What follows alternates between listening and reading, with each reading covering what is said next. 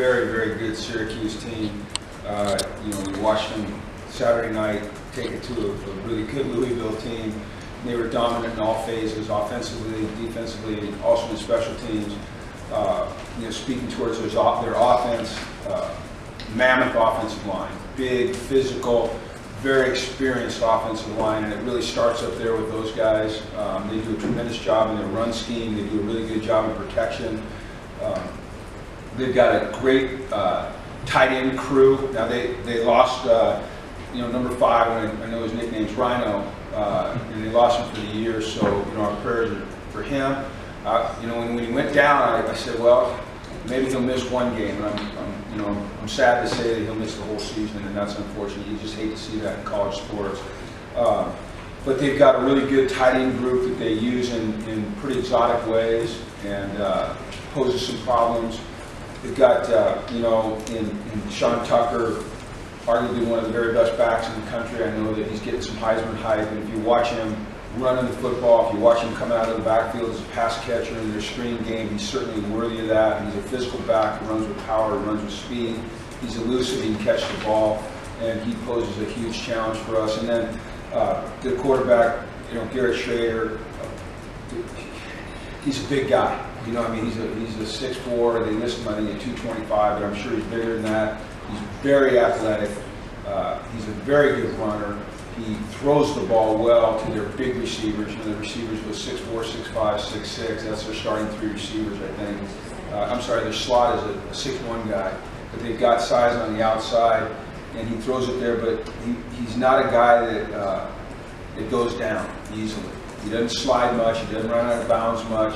He's a physical player. So we have to do a really good job there. I think on defense, they pose problems. They've got 2 corners that can cover well. It allows them the flexibility to do some things up front in terms of their pressures and their looks that free them up to make some big plays in the backfield. And they're physical and athletic. And then they've got a 2-time All-ACC kicker. So it's a Power 5 team. It's an ACC team, and we'll have our hands full, and we're going to go out and we're going to prepare all week really, really hard. We're going to go out and we're going to compete our tails off on Saturday night, and hopefully we get a good crowd. I'm sure it'll be a great environment. I thought it was a great environment Saturday, and we'll go out and we'll do all we can to try to win this game against an outstanding team. You talked about Syracuse quarterback Schrader. Their OC, Robert Anai, was the OC for Taysom Hill at BYU back in the day. Do you see similarities between those 2 quarterbacks and what they like to do offensively? Well, I played against Hill, coached against him, and then he was also with Perkins at Virginia, and I coached Paul Perkins at UCLA, so I have real familiarity with those guys.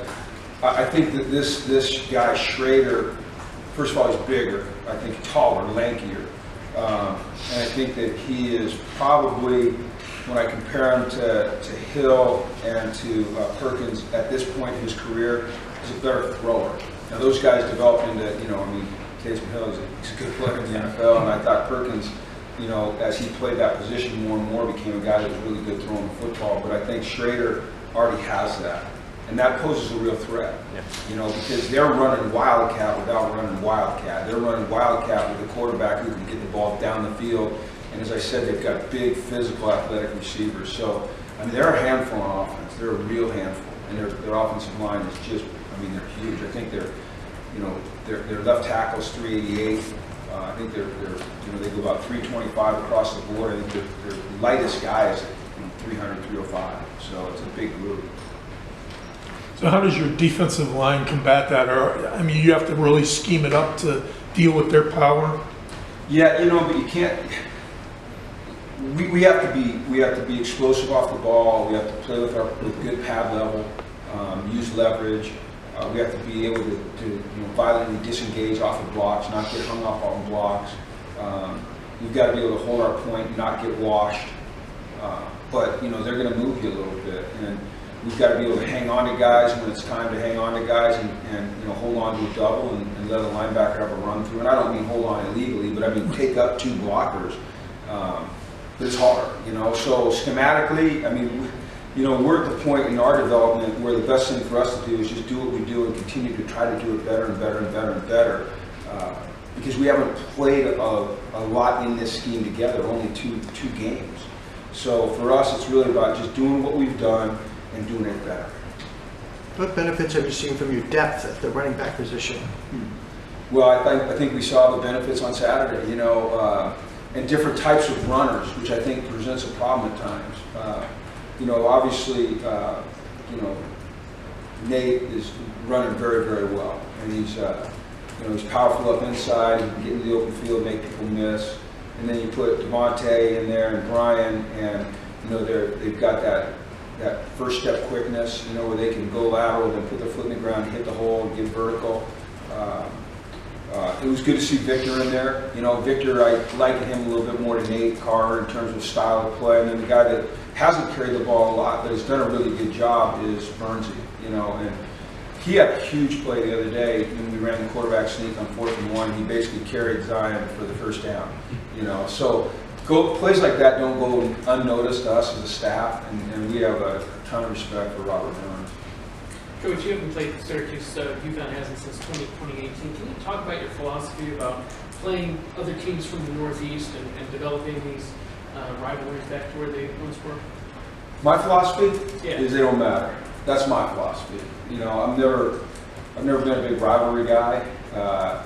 Every game is just another opportunity to go out and compete and play to win. I think if you ride the wave, the up and down wave of, oh, this is a rivalry game, we got to get up, and then the next week it's not a rivalry game, so you're not up, then you become an inconsistent football team. And so that's not going to be my mindset. Hopefully it's not going to be our players' mindset. There should never be added motivation. I don't like added motivation. Is there added motivation this week? No. There should always be the same amount of motivation, which is as much motivation as you can muster to go out and compete that week. That's just, you know, that's my philosophy. I was involved with a pretty good rivalry with USC and UCLA, and we just were playing another team that Saturday. You know, that was another team to us. So. Jim, can you talk about the development of your tight ends? Brandon and Russell got a few more touches on Saturday. Yeah, you know, Nick is a guy offensively that would like to utilize our tight ends. Obviously, we use him in the run game, but you know, we've got some guys that can do some things in the pass game. And Dixon and Naminsky, I think, have shown up a little bit. I think you'll see Justin Jolie start to show up a little bit. He's working into the rotation a little bit. Athletic guy that can make some catches in space. Every week it's a little bit of a different proposition for us. You know, who we're facing and what we need to do to have success running the ball and throwing the ball dictates what personnel we use. You know, so you've also seen us use, you know, an extra tackle at tight end at times. You know, in the run game and in the pass game as well. So just continue to develop that position is important for us. As a defensive coordinator, when I was calling defenses, I hated going against the really athletic, big, physical tight end, the Tony Gonzalez's or the Kellen Winslow's or the, you know, the guys, the Kittles and those guys now, because they present such a matchup problem. So we're looking for those types of bodies and those types of athletes. Jim, we're going to talk to Brandon today and talk to us about his development line. Brandon Boyer Randall? Yeah. Well, gosh darn. Number one, the things that we ask him to do are pretty immense. You know, he plays defensive end in our nickel. He plays behind the ball on our base. He plays outside sometimes in our base. He's on a ton of our special teams, and I mean he's got a very large learning menu, and he handles it very, very well, very well. He's very serious. He handles himself in a very professional manner. He's sharp as can be. I think that there's a lot I respect about him and appreciate, and the thing that really just jumps out to me, though, is his effort on game day. I mean, he plays with a passion and an effort that does jump off the screen. There's been many examples in the two games we've had where you put the pointer on him and you say, that's what great effort looks like, number 0. So he's a fun one to coach, and he's just a wonderful person. Jim, you said Saturday you continued to get Kale involved. And I just want to make sure I understood you correctly. Is he struggling a little bit with an injury that's preventing him from throwing the way he ordinarily would? Or? he had a shoulder, and he had shoulder surgery. And, you know, I've watched Cale for a long time, obviously, and know his motion. I used to play catch with him when he was about 6 years old, you know, so I know his throwing motion. And when he got here, he wasn't throwing it like he used to throw it. And it might have been more mental than anything, you know, because he felt pain in that shoulder. And what we've seen over the last few weeks is it's just starting to come now. You know, his motion's starting to be more smooth and not as herky-jerky, and he's starting to put zip on the ball. So he's starting to become that guy that, you know, we first offered at UCLA. You know, that went to Oregon on scholarship. I mean, you know, big-time prospect. And he's starting to become that guy again. And that's encouraging for us, especially with take one down, you know. And, yeah, we'll involve him more and more in the game plans. Coach, when you coached Dalton Hillard at UCLA, what did you see in him that made you want to bring him on? Dalton was, well, it just starts with him as a person, his character, his integrity, his intelligence. I mean, you know, he's just a great guy. He's a great person. He's a great father. He's a great husband. I mean, you know, I've known his parents for a long time. You see where he comes from and how important family is to him. When I worked with him at UCLA, because I coached him and then he was a graduate assistant, just his passion for coaching and the investment that he was willing to make into the players, and not just on the football field, but in their lives. Those are the things you want. And then he's coached with some good people. You know, Demetrius Martin, who is the DB coach right now at Oregon, was at University of Washington, and when I went to UCLA, he came with me there. Is one of the best DB coaches, you know, I've been around, and he trained Dalton. He's been with Butch Jones. You know, he's been with good people. Who is a really good football coach, but also cared deeply about the players. I know you're good friends with his dad. Can you just talk about your relationship with his family as well? Well, you know, Larry, well, I mean, he's a Marine. My dad's a Marine, so there's that instant connection. You know, they're a loving family from Hawaii. You know, Dalton went to Punahou High School, so they're a long ways from home, and yet they fly out here. They come to the games, you know, and that's just, it's amazing. And his dad is, you know, just like Dalton. He's a great family man. He's a great person. He's trustworthy. He's always got a smile on his face, and yet he's got an intensity to him that, you know, I love to see. So I think that we're very lucky, and I know our players are very lucky to be around a man like that. Not just a coach like that, but a man like that, because he's teaching these guys, you know, what it means to be a man and a good father and a good husband and a good person, not just a good football player. The loss of Cam and Keelan obviously left a kind of a big gap there to be filled. And how do you like how those other receivers have responded? I think guys are starting to find their way into their roles. And you're going to see more of some guys like Ethan Williams, and you're going to start to see Kylie Hicks a little bit, and Darius Bush a little bit. Saturday, we talked about this already, but the way that Nigel stepped up and played, you know, 32 plays. Really, he didn't play against Utah State, and he's been nursing a hamstring, and he went out and played 32 plays. And I don't believe he had a catch, but he did some really good things in the run game. So to see Jacob Flynn make a nice play. You know, guys, they're competitors. They're competitors. And I've mentioned this before, I don't think any of them, and I know I don't like that word, step up. Because, man, they're already ready to go. You know, hey, fill in maybe for a minute or assume a larger role. But I think it's kind of an insult when, if I ever say it, you know, hey, you got to step up. Man, it's just like, it's kind of like the rivalry thing, you know. You should always be trying to reach your maximum. What do you like about Devontae other than his sheer speed?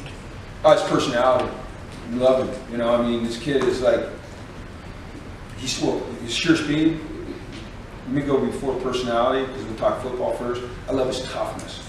That's a tough dude, man. I mean, because he's wiry thin, and he can take a hit, and he pops up, and he never complains, and he's always smiling. And then we love his personality. I mean, the guy is just he doesn't say a lot, but I don't know that I've ever seen him not upbeat and happy. Now, on game day, during the game, that's a little bit different. But he's still got that energy about him. And, you know, when you've got that energy about you, it's infectious. You know, it rubs off on other people. And I think if you ask any of his teammates, they would say that he's an inspiring player to them. You know, and they feed off his energy. Jim, the rivalry thing we just went back to briefly, I completely understand that, how it shouldn't matter terms of preparation, motivation for you and your guys. Is there value, though, in the fact that the state is probably a little more excited for this game? That's a recognizable logo, recognizable colors, a lot of history, a lot of sports between these two programs. Maybe bring some more fans out, draw some more eyeballs. Yeah, I think it's important that I always discern between like how I feel internally and how our fans feel, because it's always important to acknowledge how they feel, right, and what it means to them. Because we're not just playing for ourselves, we're playing for our students, we're playing for our administration, we're playing for our alumni, we're playing for the people of the state. So yeah, I recognize the importance of it. And you know, we want to go out there on Saturday and do all we can to win this damn game and make our fans proud and give them some bragging rights. Internally, that cannot be our motivation, but absolutely recognize that. And I think that the longer I'm here, which I hope is a long time, and the more I'm involved with games in the Northeast, you know, it'll become more apparent to me what it means. Like, I'll give you an example. My first game against USC at UCLA, USC had beaten UCLA 9 years in a row. I don't know, we were just playing Southern Cal. You know, that's who we were playing. We're playing Southern Cal, and it didn't necessarily matter to me who they were or what the record was. But, and you can ask Dalton this, when we beat them, it was like, I mean, it was insanity. You know, it was absolute insanity amongst our fan base and our students and really our team. And I kind of got it a little bit, like, okay, I see what it means to others, but I'm not going to let it affect me that way because I need to be steady and our team needs to be steady. Coach, you've talked about, you know, calling the defense with consultation from several other voices. How has that progressed? Has it gotten easier as you know, you've gotten games under your belt and everybody's kind of gotten more comfortable with you know, consulting? It has. So, you know, the way it works during the week is, you know, we game plan together, obviously. So we spend hours and hours and hours locked in that room together and, you know, talking about the game plan and what is good against what and when we want to make calls in certain situations. So we all, I think, step on the field really on the same page. But in any game, there's adjustments that have to be made. Things happen. You know, things don't work out exactly like you would practice them or something, you know, they're giving you a different look. And with Dalton and Syracuse and Kenny in particular, those three, plus help from, you know, Mike Ryan and the other guys, you know, Luke and Joe and Cole and LB, like there's just constant chatter and constant input. And after every series, it's like, you know, what do you guys like? What do you like? What do you think we need to do? And they have input. And then I can say, we'll get it to the players, and then before we go on the field, you're able to tell the players, hey, this is what we're thinking right here. You know, and then during the series, I'm always telling them, tell me what you like. Tell me what you like. You know, it's not just me making a call, it's us making a call. And so it's been really good so far. They are, as I've said before, they are outstanding football coaches. Outstanding football coaches, regardless of their age. Does it make it any easier, the experience that you have on defense with Jackson Mitchell and Swenson? Oh, goodness sakes, yeah. It's, you've got a Jackson in the end, and you've got a Eric Watts, and, you know, you've got a Dow, you know, guys that have played, and Durante and Malik. We talked about this last week, kind of up the middle, but this specifically Ian and Jackson, yeah, it's nice. You know, and I look back, and I don't like to look back to, I think you have to look back to the Utah State game when they kind of put that drive together in the second half, in the second quarter, when Ian was on the bench. You realize in moments like that how important, you know, guys that have experience, that are so smart, such good players, and have a grasp of your scheme are. Cal took Syracuse defense a little bit. I mean, they were 19th in the country last year. They held a good Louisville team to 300 some yards the other day. What's impressive about them? Well, their physicality and their athleticism. They're big and they're fast, and they get there in a hurry, and they make plays. You know, they attack. They come after you. And as I said earlier, you know, the two corners are good cover guys. You know, they can play some man. You can lock guys up on the outside. As a coordinator, it gives you a lot of flexibility to do things inside and be aggressive up front, because you can take some chances because they can lock guys down. So I also think they've got a lot of confidence in their scheme. And when you have success like they've had on defense, and you've got some guys returning, that's just something you can build on. And it gives you confidence when you know what you're doing, and you've done it before, and it's been successful, and you got some lockdown corners. So big, fast, physical, confident, play hard. Man, that's the recipe for a good defense. You talked about Kale earlier. He took a pretty big hit in practice today, but Yeah. popped right back up. Just, do you like his toughness that he brings to the table as well at that position? I do. Yeah, I didn't like him taking that hit, but Kale is, yeah, he's a tough kid. You know, I mean, he's not afraid to run it up in there. He's not afraid to challenge people. He's not afraid to take a hit and jump back up. You know, I think our team is really starting to respect, you know, him as a person. He's a great teammate, and it was Eric that hit him. We don't like to hit our quarterbacks, obviously, but Eric, I think he was like, you know, the bull that saw red. You know, Kale had the red on him. He's like, I'm gonna go get him. And after, you know, Kale broke the team down, he brought Eric in, gave him a big hug, like, hey, man, we're good. And it just, that's kind of his personality. Really, it's not just his personality, it's the personality of this team. How did you know him at age 6? Was it through Hugh? Yeah, yeah. So, I mean, I've known Kale since the day he was born. You know, I mean, his dad was my roommate in college. So, you know, he's still one of my best friends. Well, yeah, he spoke to my wedding. So, but yeah, I mean, I've known Kale since the day he was born, and Clay, his brother, who plays at Colorado State, and had kind of a tough one against Michigan, but it's a good family.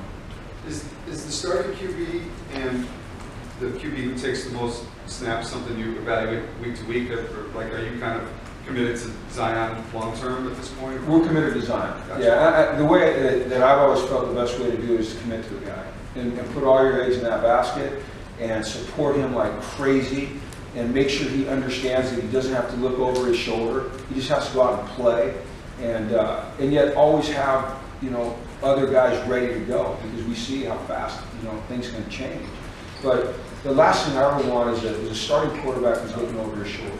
You know, Zion needs support, man. He needs to know that we understand there may be a mistake or two, you know, and we're not going to just yank him. He's going to go play, man. We got confidence in you. You're the starter for a reason, you know. And I've told him that, and I told him that before the game. You know, just go play, just go be you. Don't worry about nothing. We got you. Thanks, Coach. Okay, thank you.